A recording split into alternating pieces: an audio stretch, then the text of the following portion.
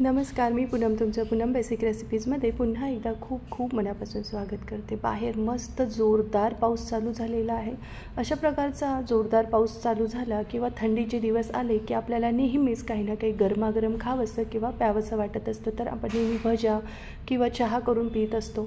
तर अशा वेळी तुम्ही असे मुटकळे तयार करून बघा, तुम्हाला नक्की आवडेल। अस्सल पारंपरिक पद्धतीने आपण मुटकळे बनवणार आहोत। तर आमच्या भागामध्ये याला मुटकळे म्हटलं जातं। तुमच्याकडे काय म्हणतात त्याला मला कमेंट करून नक्की सांगा। चला तर वेळ न घालवता गरमागरम मुटकळे कसे बनवायचे ते बघूयात। तर त्यासाठी एका बाउलमध्ये आपल्याला 1 कप गव्हाचं पीठ, अर्धा कप ज्वारीचं पीठ आणि पाव कप चणा डाळीचं पीठ म्हणजेच बेसन पीठ घ्यायचं आहे। त्याचबरोबर यामध्ये 1 कप बारीक चिरून घेतलेली कोथिंबीर टाकायची आहे आणि ठेचा करून टाकायचा आहे। तर मी खलबत्त्यामध्ये 3 जाड आकाराच्या हिरव्या मिरच्या कट करून टाकलेल्या आहे।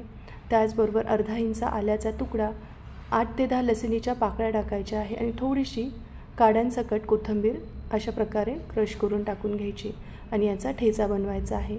तुम्ही मिक्सरमध्ये सुद्धा हा ठेचा बारीक तयार करून घेऊ शकतात। आता यामधला आवश्यकतेनुसार ठेचा आपण यामध्ये टाकणार आहोत। साधारण मी 2 चमचे ठेचा यामध्ये टाकला आहे। तुम्ही कितपत तिखट खातात त्यानुसार ठेचा यामध्ये ॲड करू शकतात। त्यानंतर अर्धा चमचा ओवा हातावर क्रश करून टाकायचा, पाव चमचा हळद टाकायची आहे। त्याचबरोबर पाव चमचा जिरे टाकायचं आहे, पाव चमचा लाल तिखट टाकायचं आहे, अर्धा चमचा धना जिरा पावडर टाकायची आहे, चवीनुसार मीठ टाकून घ्यायचं आहे आणि 1 चमचा तेल टाकायचं आहे। सुरुवातीला पाणी न टाकता कोथिंबीर चांगली व्यवस्थित या पिठांमध्ये मिक्स करायची आणि मग थोडं थोडं करून पाणी टाकायचं आहे। तर मी या ठिकाणी 3 पिठं वापरलेली आहे। तुम्ही हवं तर यामध्ये नुसतं कुळथाच्या पिठाचे सुद्धा हे मुटकळे तयार करू शकतात किंवा मग तुम्ही यामध्ये पाव कप बाजरीचं पीठसुद्धा ॲड करू शकतात। अतिशय पौष्टिक हे मुटकळे तयार होतात त्यामुळे। त्याचबरोबर थोडं थोडं पाणी करून जशी आपण गव्हाची पिठाची कणिक मळतो, पोळींची कणिक मळतो त्याचप्रमाणे आपल्याला याला थोडंसं घट्टसर असं मळून घ्यायचं आहे। शेवटी 1 चमचा तेल टाकायचं आणि पुन्हा 1-2 मिनिटासाठी सॉफ्ट गोळा होईपर्यंत मळून घ्यायचं आहे आणि यावर झाकण ठेवून रेस्ट करायला ठेवून द्यायचं आहे। आता आपण यासाठी फोडणीचं पाणी बनवणार आहोत। तर एका कढईमध्ये आपण 2 छोटे चमचे तेल घ्यायचं आहे। तेल थोडंसं गरम झालं की यामध्ये अर्धा चमचा मोहरी आणि अर्धा चमचा जिरे टाकायचं आहे। जिरं मोहरी चांगलं तडतडलं की मग यामध्ये पाव चमचा आपल्याला हिंग घालायचं आहे। त्याचबरोबर पाव चमचा हळद, 1 चमचा लाल तिखट टाकायचं आहे। त्यानंतर 1 चमचा धना जिरा पावडर टाकायची आहे। त्याचबरोबर आपल्याला यामध्ये पाव चमचा रेग्युलर घरातलं ठेवणीचं काळं तिखट किंवा कांदा लसूण मसाला आणि 1 चमचा तयार केलेला ठेचा टाकायचा आहे आणि 1 टोमॅटो बारीक कट करून टाकायचा।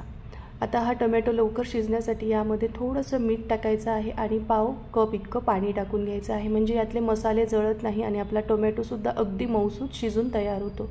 यावर झाकण ठेवायचं आहे आणि व्यवस्थित तेल सुटेपर्यंत हा टोमॅटो आपल्याला शिजवून घ्यायचा आहे। तोपर्यंत तुम्हाला निवेदन आहे, तुम्ही अजून माझ्या चॅनलला सबस्क्राईब केलं नसेल तर नक्की सबस्क्राईब करा आणि बेल आयकॉनवर क्लिक करा। सबस्क्राईब करणं पूर्णपणे फ्री आहे। यामध्ये 3 ग्लास पाणी टाकून चवीनुसार मीठ टाकायचं आहे आणि आता आपल्याला लो टू मीडियम फ्लेमवर या पाण्याला चांगली उकळी आणून घ्यायची आहे। तोपर्यंत आपण मुटकळे तयार करायला घेणार आहोत। तर हे बघा, मस्त हे पीठ आपलं मुरलेलं आहे। पुन्हा काही मिनिटासाठी याला चांगलं 1-2 मिनिटासाठी मळून घ्यायचं आणि आता आपण याचे मुटकळे तयार करायला घेणार आहोत। त्यातला एक छोटासा गोळा घेऊन घ्यायचा आहे आणि हे बघा अशा प्रकारे पीठ लावून तुम्ही याला, जर हे पोळपाटाला चिटकत असेल तर थोडंसं हाताला पीठ लावायचं आणि अशा प्रकारे हे मुटकळे लांबट आकारामध्ये करून घ्यायचे आहे।